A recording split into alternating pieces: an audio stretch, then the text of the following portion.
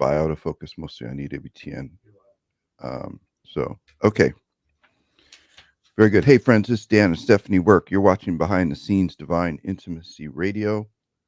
In a few minutes, we're going to talk to Michael O'Neill about They Might Be Saints, Saints on the Pathway to Sainthood in America.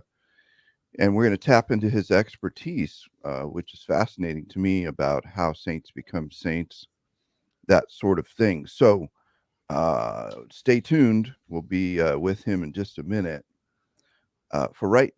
Just to give you some updates on things going on, the opportunities for you to supercharge your spiritual life, because that's kind of what we do, right? That's right. Is Pilgrimage to Holy Land is going to be May 30th to June 8th. We only have like a seat or two left, right? Right. And if you really want to go, put yourself on the wait list, because people always shift at the last minute. Okay. So there might be an opening. And we have great news about it. It's incredible in that they're not requiring, as of March 1st, any vaccination to get into Israel, which is awesome, because we've avoided it. Yeah. All you have to do is take a PCR test when you get there. And, what's a PCR test? It's the rapid test, and they'll just let to you make sure you don't have COVID. Right. Okay. Right. And if you do, they'll just put you in a cage for a couple of weeks. Is that how it works? Yeah, basically. They probably have a quarantine hotel or something. Yeah. You know? Okay. Yeah. So our pilgrimages are not spiritual vacations. When you come home, you will know better how to pray. You'll better understand the interior life. You'll better understand the one for whom we were made, and in whom we live and breathe and have our being. And the Holy Land there's no better place, of course, to really kind of experience the reality of God's invasion of his creation with love. So SpiritualDirection.com /events to sign up for that. For those just joining us, we're going to have Michael O'Neill on in a minute. They Might Be Saints on the Path to Sainthood in America, so don't miss that. Devil in the Castle is out. I'm going to grab it. Well, can you put it on the screen, or is it too off? I didn't warn the producer, so I will put it on the screen myself, which is Devil in the Castle, St. Teresa of Avila, Spiritual Warfare and the Progress of the Soul. So you can get a 50% or 25% off discount if you you can't pre-order anymore. No, because today's the release date. So never mind. Anyway, beautiful book. You can get it on SpiritualDirection.com shop, and rave reviews from those who are doing some advanced review work. And if you don't understand Teresa, you'll read this book, you'll get her very well, and it'll help you understand the interior castle. Last thing, and then we'll jump in to the show. The summit. What's a summit? I mean, it's like the mountain. Yes, the Avila Summit is this summer in DC at CUA. Okay. It's going to be amazing. Yep. We do still have seats available. We expect it to be sold out. Bunch of them exorcists gathered in a room talking. No, we have awesome speakers. We have Father Dennis McManus. So those who were with us last time will remember him, and he's amazing. As probably the best. I mean, I know a lot of good speakers. One of the best. No, I would say the best speaker I've ever heard. Honestly, he's amazing. Monsignor Rossetti. Again, if you follow SpiritualDirection.com, you will have been reading his exorcist diary entries. Yep, Diary of an American Exorcist is the book. Yeah, it's phenomenal. Wonderful, wonderful human being. Both of them are. Kathleen Beckman will be there. You and I will be speaking there. Last people. I don't know. And if I'd go for us, but I'd go for the rest of them. Anyway, I'd go for you. I'd listen to you though. It'll be amazing. Spiritual warfare and discernment of spirits. Right. So pray for my wife. If you watch this show, you get a sense of how much she suffers. We're gonna jump into the show. Hold on. I don't know why my phone went off here. Hold on. I got to turn on the timer so we don't mess up the production. So it's anyway, to find events while my husband's looking for his timer that's disappeared. You go to SpiritualDirection.com /events. Everything is there. You can get more information. You can also find out where we're going to be when we're going to be speaking or bringing events to you. In fact, we're leaving this week and we'll be heading up to Lincoln, Nebraska. So that area, pray that we don't freeze to death up there. And then we'll go over to Colorado. We'll be in the Fort Collins area as well for some more events up there. So it'll be wonderful. Jordan, my brain is not working. Where can I find how to make sure that, it's battery. That's such a weird place. So my phone doesn't turn off. No, I thought it was battery. Low power mode. Battery health. This is good radio. Mm-hmm. This is great radio, right? Remarkable radio. Hey, folks, pray for Michael Dan Burke. O'Neill comes on an interview with Dan and Stephanie Burke, and suddenly his sales tank because people are waiting for Dan. So, Jordan, I'm going to need your help with. Is that an iPhone? You don't have to get up. I just got to figure out how to make so my phone doesn't turn off so I can see my timer. But I think we should start the show. So, all right. So why don't you just tell me at 12:05 or something? Give me a little. I'll do it. Oh, do you? So, Michael, I'm excited to talk to you. What I'm really interested to learn about is you got it? Current steps to sainthood, how it works now, and because we've had a lot of recent canonizations that to some, like in the traditionalist realm, are a little bit controversial. So it might be interesting to talk a little bit about that. But all right, we're good now because somebody smarter than me is the producer. All right, you ready? And your mark it, set, go. This is Dan and Stephanie Burke. Welcome to Divine Intimacy Radio, your radio haven of rest, your hermitage of the heart, your monastery of the mind, where we lift our heart and minds to heaven to draw upon the wisdom of the saint to help us navigate this very challenging life, which daily seems to be getting darker. Praise Jesus. Okay. Why am I praising Jesus? Isn't that the question you should be asking? Well, for me, it's clarity. Jesus is Lord, as our favorite exorcist friend always says. Jesus is Lord. Right. Jesus is Lord. Right. So why I'm praising is because even dim bulbs can look bright in a dark room. And I'm kind of a dim bulb, so I'm At excited least today, right? In the darkness, I get to shine. The darker it gets, the brighter I look.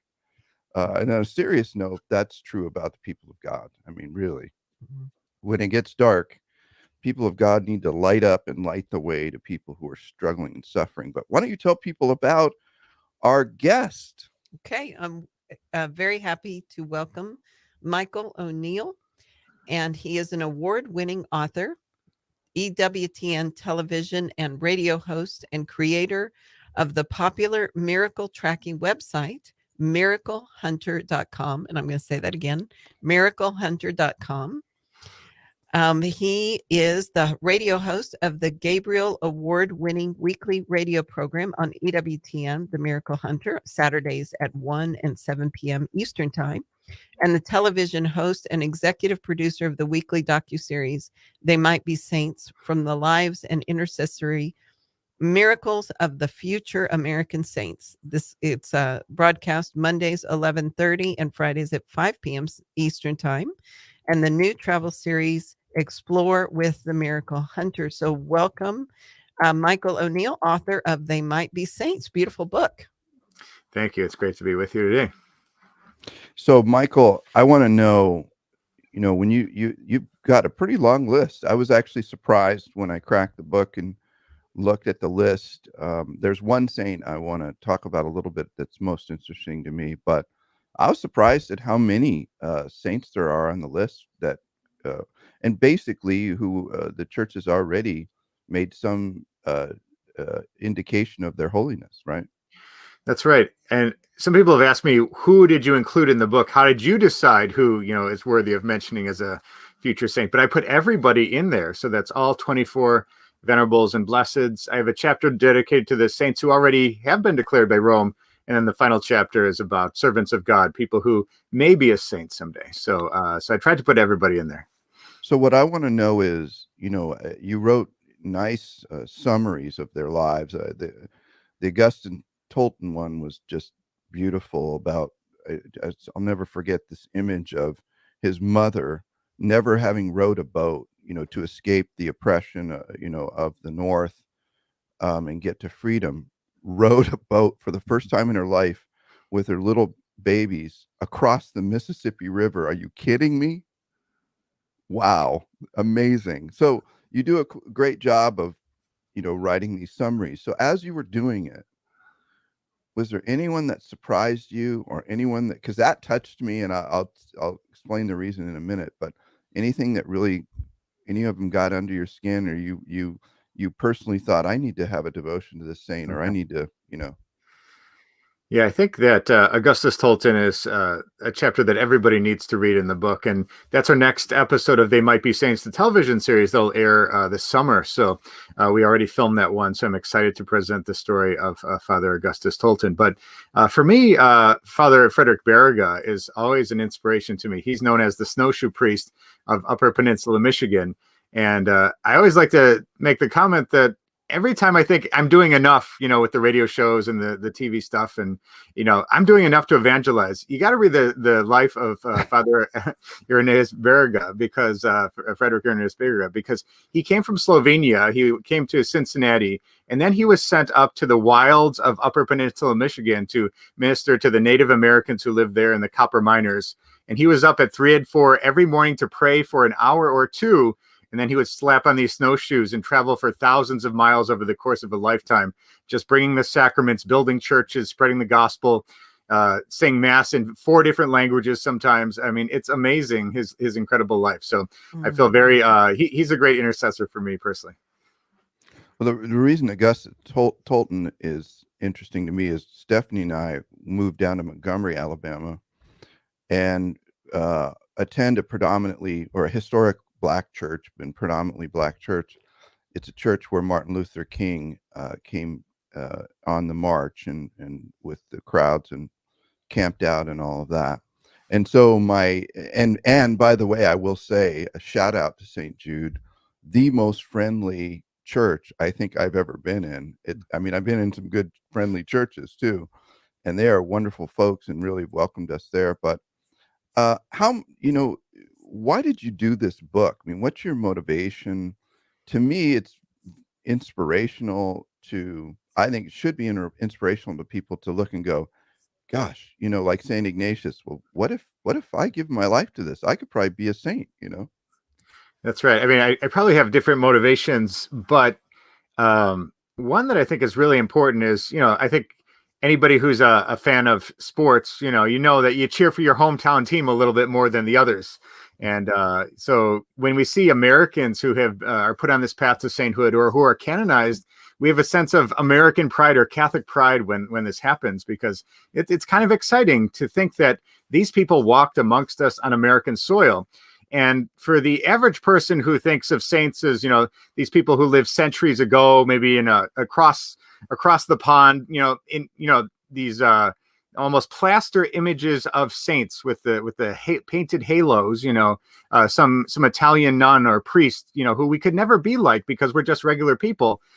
This book kind of opens our eyes to say, these are regular people who are on the path to sainthood, who did it right, who gave us the key and the direction of how to become a saint, to be in heaven with God someday. So I think that, people can find inspiration in the average people who are highlighted in this book. They might remind us of ourselves in some way.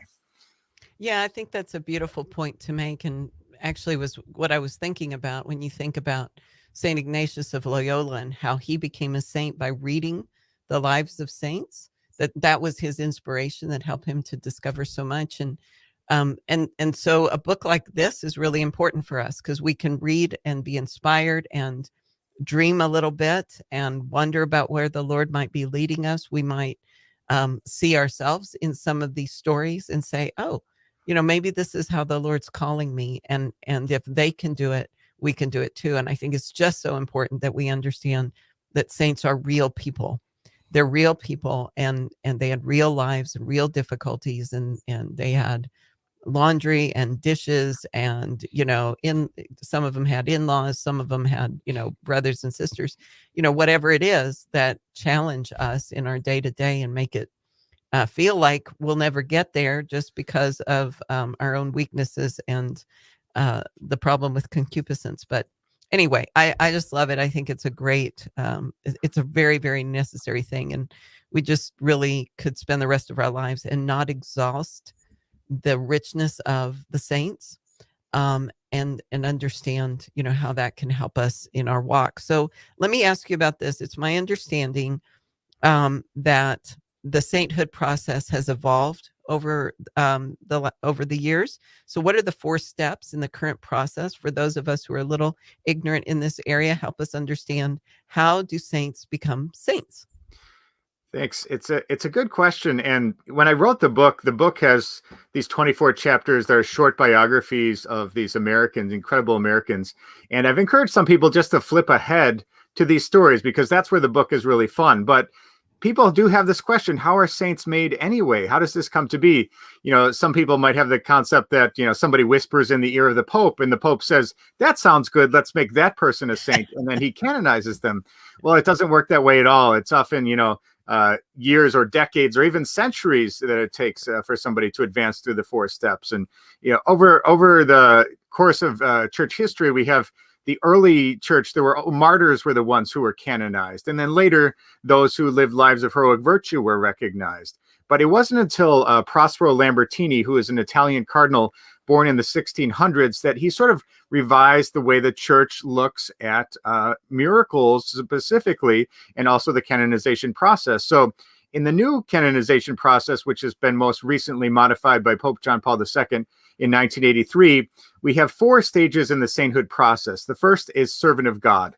So that's when your cause is off the ground, out of the gate. That's when people are starting to do all the research, the investigation in the diocesan phase, and getting all the turning over all the rocks, basically making sure that everything is okay to proceed. And then once that diocesan phase is complete, this giant sort of summarium, or is sent to Rome, and the Congregation of the Causes of Saints reviews the life of virtue of that future saint. And they often take years to get through this giant book, which is hundreds of pages long, that documents the person's life. And if the congregation can come to the decision that the candidate has lived a life of heroic virtue, then they'll declare them to be venerable, and the Pope will make a big statement about it. And then they've moved to that second step of sainthood. And then the search for miracles is on. Sometimes they look at older historical miracles, but they look for intercessory miracles to move from venerable to blessed, because those miracles show that the person is in heaven interceding for us and establishes them in heaven, which is the whole point of declaring a saint in the first place. And so when they look at those miracles that need to be a serious condition, not liable to go on its own, it must be an instantaneous, complete, and lasting cure. And perhaps most difficult of all, there can be no medical treatment that relates to the cure. And you can only have the intercession of just that one potential saint, which we can talk about that more later, but that's awful complicated. And so if they find one miracle, it's validated in Rome, and a second miracle is validated in Rome, then you move to that 4th step, which is canonization. And that'll typically happen in Rome, where the Pope and all the faithful will celebrate the life of that future saint. I can see why you've got a show on EWTN. You're very clear and helpful in explaining what's going on. And if you're wondering who this is, if you're in the middle of the show, who's talking to us on Divine Intimacy Radio, it's Michael O'Neill, and he's the author of They Might Be Saints, and also the host of a show on EWTN regarding the saints and the path to sainthood in America.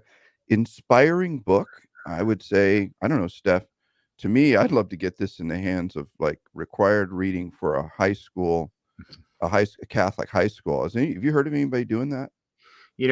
I'd like to say your idea is novel, and it is in the fact that it hasn't been done yet. But a number of people have said that perhaps a confirmation class of some sort would like to read this, and then they could watch the videos, which the episodes air every week on EWTN. There's been 15 of them done, so you could read about them and then also watch them come to life in the film. So I think there's some potential there. That's great. So we gotta head to the break.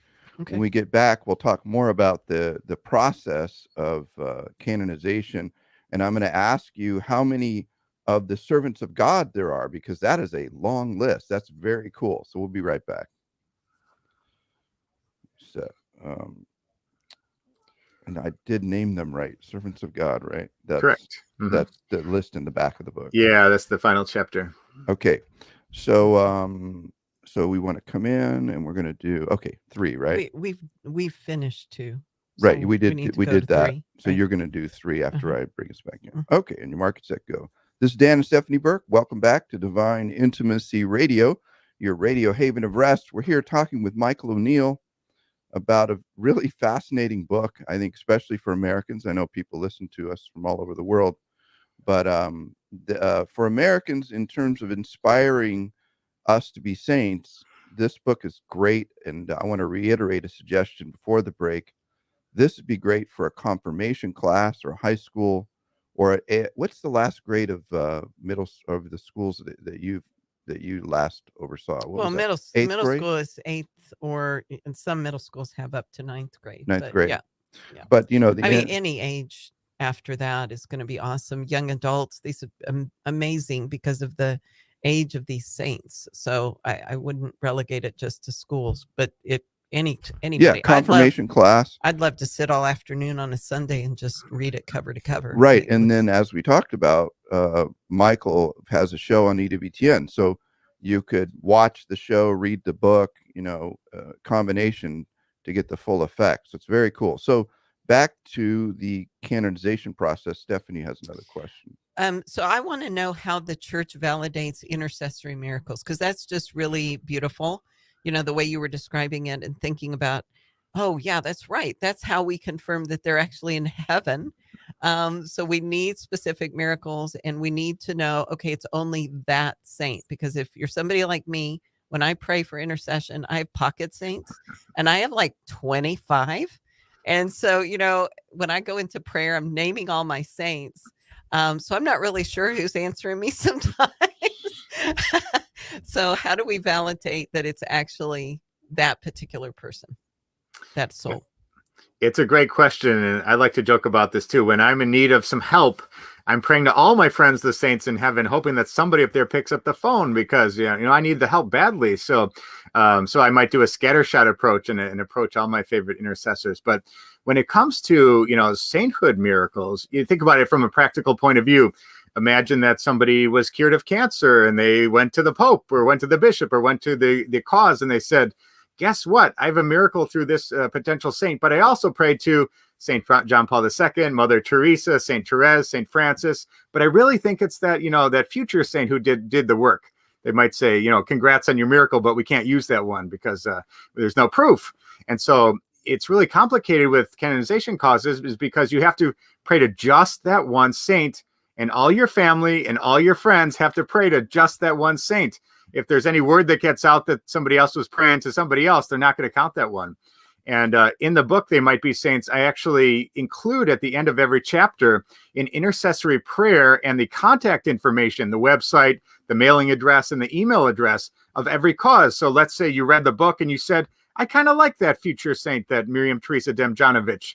I'm going to pray to her. Let's say you got a miracle. Well, sure enough, you could contact the Sisters of Charity in New Jersey with the book. So I want to make it easy for people if they find a miracle along the way.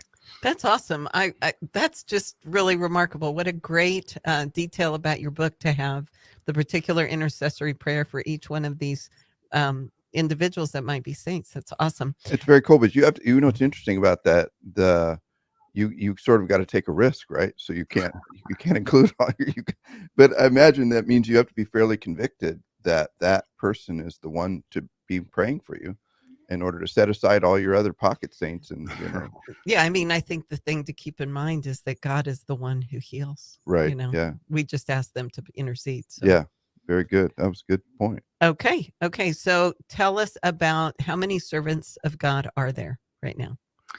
So the number is increasing all the time. I mean, there are sainthood causes that are popping up, and you'll see in that final chapter, I needed to put the word, this is an incomplete list of the servants of God, because it's growing every year. And so it's approximately 100. It's a little bit south of 100, I think, but every year there's last year there were a couple added in New Orleans, for example, and there's new ones added all the time. And some of them advance on, they graduate and move to venerable and blessed, but much a larger number gets added as servants of God every year. So we've got a lot of future saints brewing in America.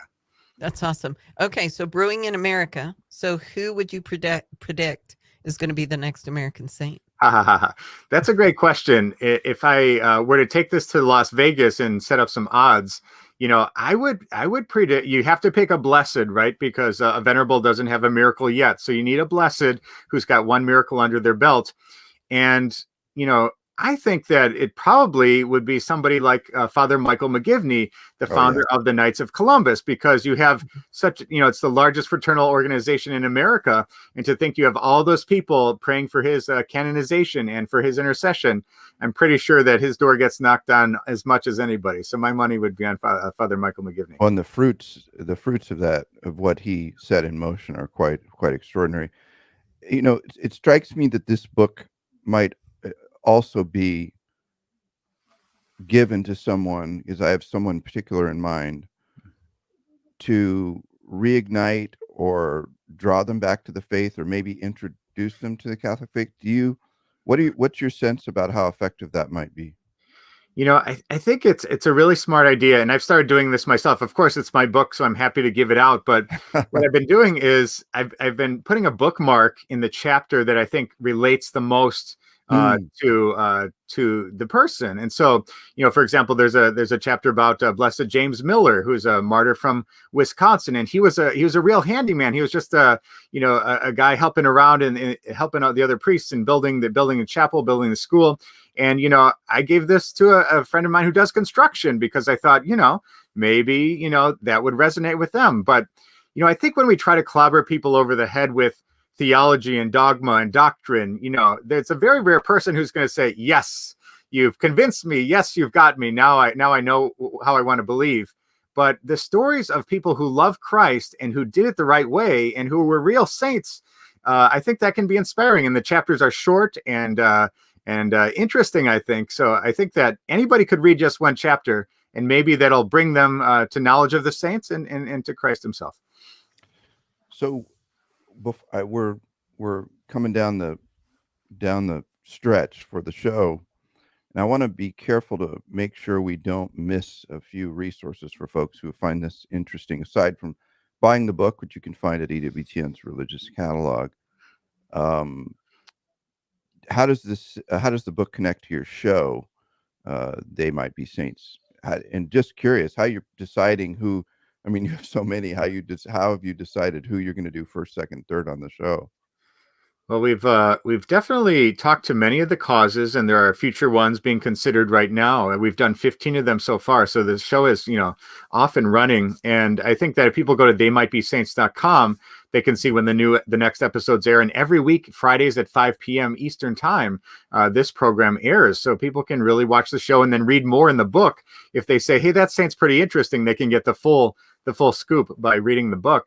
But, when we do these episodes, we just try to we collaborate with the causes and present these lives of future saints. And like I said, there's 24 of them to be done. We've done 15 of them already. So my great hope is that we can partner with all the causes and present all of these incredible lives. So I have a quick question. This is like burning in my mind at the moment. So going back to validating the intercessory miracles, you mentioned physical healing. Is that the only miracles that are counted because of why? So medical miracles are the best to be used for canonization causes, is because they have scientific proof both before and after the event. So we're talking about MRIs or X-rays or doctors' reports where it's been documented the serious condition. And then afterwards, you can do the same MRI and see that the tumor is gone, for example. Or the eye test, the doctor will say, or in the case of Robert Gutherman, in the case of Catherine Drexel, there was a boy who lost his hearing in his ear because a virus ate the bones out of his ear. But sure enough, after her intercessory miracle, the bones grew back in his ear. Oh, wow. So that, there's incredible miracles, but it's because there's documentation before and afterwards. I'm aware of 2 cases where they've used miracles that are not medical. And there was one, Blessed Juan Macias. He was not an American saint, but it was a food multiplication miracle where he was a cook. A cook prayed for his intercession, and then the rice and the meat started multiplying, and he felt a room full of hundreds of people. That was one miracle. And another miracle was this Saint Stephanie, and there was a water fount to these people who were in Africa, and they were out of water, and there were people outside the doors ready to kill them. So they survived on the water of this holy water fount that just kept refilling and refilling. And that was the only other time I've heard of a non-medical miracle being used for a canonization. You know, I've actually had a medical miracle validated, medically validated. And I'll tell you the saint in a minute. But my heart, I had a blockage in one of my arteries, and was interceded for just with this saint. And then when I went back to the hospital, because I was going to have to go back in for surgery, and they did the test, and the doctor said, your heart is there's no longer any blockage. And I said, how did that happen? You know, and he's a Jewish doctor. And he said, I have no idea. I said, well, I think I do. But I don't think this saint needs your help. And that's because it was Saint Joseph. So God be praised. But it is fascinating to kind of experience that firsthand. Well, this is kind of how it works. He was the only one that was interceded to for my healing. And the priest who prayed over me told me when it was all done, thank Saint Joseph. So that's really what we're kind of an example of what we're talking about, right? Yeah, praise be to God for your healing. That's wonderful. And we're talking about the prayers being targeted at just one potential saint. Those are the kinds that the church looks at for canonization. So, it's a very tricky thing to find any miracle, a little bit of a miracle anytime they find a miracle for a sainthood cause. So all those causes around the United States are scrambling and looking to see a miracle come to the light. Yeah. That's awesome. So if you are in need of healing, pick up this book just to find the one, so you can help and become a saint. Michael O'Neill, They Might Be Saints on the Path to Sainthood in America. Really interesting book, very well written. And so the EWTN show, a weekly docu-series, They Might Be Saints, about the lives and intercessory miracles of future American saints, Mondays at 11:30 a.m. and Fridays at 5 p.m., both Eastern time. Mm-hmm. You also have a show, Explore with the Miracle Hunter, right? What's that about? So this is my travel show. So I travel around the world looking at miracles and for miracles. People know me by the name The Miracle Hunter. So this is my travel series. And this has been, we've filmed 12 episodes already, and this will be airing in March, the beginning of March on EWTN. So check the local listings for that. But it's shows with beautiful footage of these places and amazing recreations. I encourage people to check them out. We did the Eucharistic miracle of Lanciano, for example. And the recreation of that is absolutely stunning. So I encourage people to check out Explore with the Miracle Hunter, also awesome. At EWTN. Great. Well, we'll look forward to it. Thank you for participating in this podcast with us. It's an amazing topic. So until next time, may the God of peace make you perfect in holiness. May he preserve you whole and entire, spirit, soul, and body, irreproachable at the coming of our Lord Jesus Christ. Amen. Amen. That's Thanks awesome. again, Michael. It was a pleasure to check this out. Yeah, it was a pleasure to talk with you. Thank you. I